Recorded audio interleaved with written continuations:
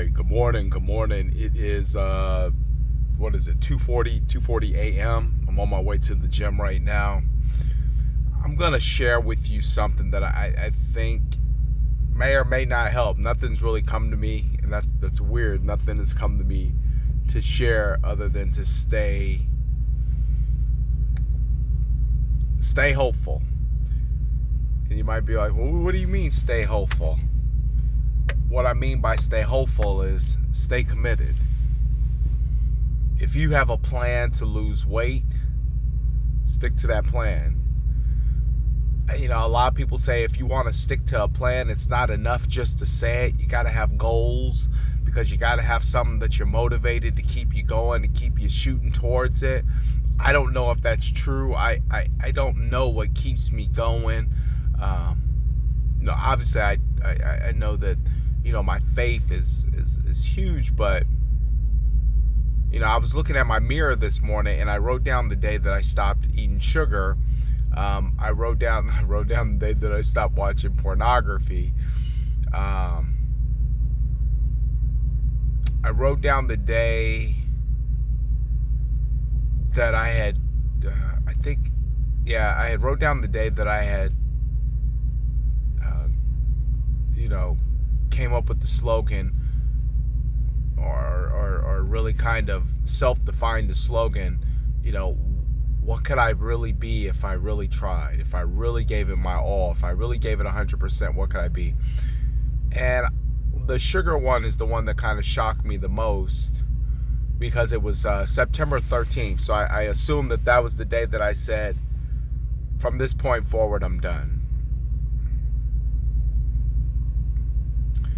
And when I started looking at those dates, I was reminded of the time or the moment when I said, this is enough. You get to that point where you say this is enough, whether it's, some people get like that in, in their relationships that are just bad and they're not going anywhere. And some people get like that with their health because it's getting bad and it's not getting them nowhere. Some people get like that in their finances. You got to have that made up mind that it's enough.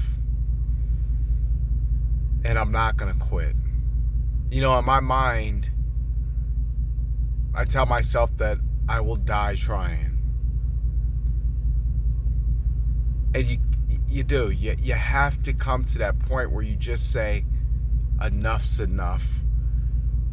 The stopping and starting, enough's enough.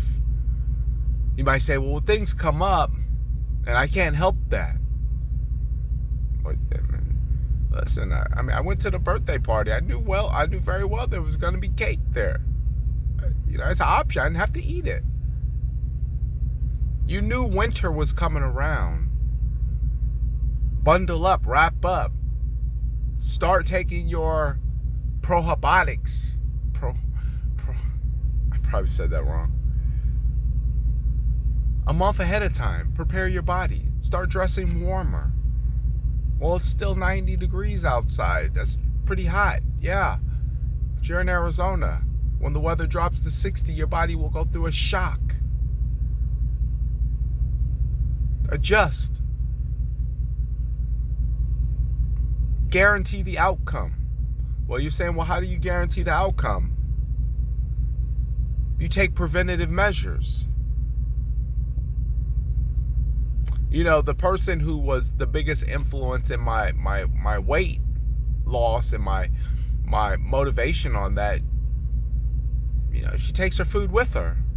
She doesn't want to be put in a position where she has to choose something that's not gonna benefit her to the best of her ability.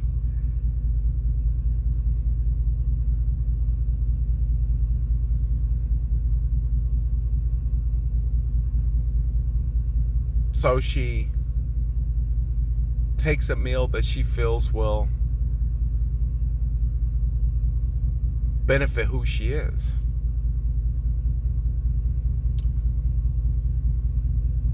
But you really gotta make up in your mind that you're just not going to ever quit. whatever it is that you've committed to, whatever it is that you started, whatever it is you said you wanted, whatever it says that you are going to do, you have to stick with that. And you have to have a made up mind that I will die before I stop. And when you get to that point, you start finding out it's not as hard as you thought. It's getting up at 1:40 in the morning. I remember, I started out at 2, and then I pushed it back. I figured if I push it back any more than 1:40, I'd have to go to bed at 7 o'clock to get a decent night of sleep, which wouldn't give me any time with my family. So, but I kept pushing the time back because I needed more time. And now I'm committed to getting up at 1:40 in the morning. There's nothing saying I have to, but it works for me. So you got to do what works for you. And then you have to be committed to just saying, I'm going to keep doing this. No matter what, I'm going to keep doing this. And never quit.